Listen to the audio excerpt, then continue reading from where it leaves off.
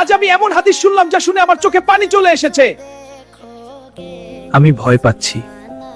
আমি জানি না আমি ভালো কিনা। কি হয়েছে বন্ধু, তুমি কাঁদছো কেন? ভয় পেও না, আমি তোমাকে একটা হাদিস শোনাবো। রাসূল বলেছেন, যে মানুষ অন্যের উপর দয়া করে আল্লাহ তার উপর দয়া করেন। সত্যি আল্লাহ দয়া করবেন? হ্যাঁ, তুমি যদি দয়া করো আল্লাহ তোমাকে ভালোবাসবেন। আমি এখন থেকে সবার সাথে ভালো ব্যবহার করব। এইটাই জান্নাতের পথ বন্ধু। লাল কবুতর। গল্পটা ভালো লাগলে শেয়ার ও সাবস্ক্রাইব করো।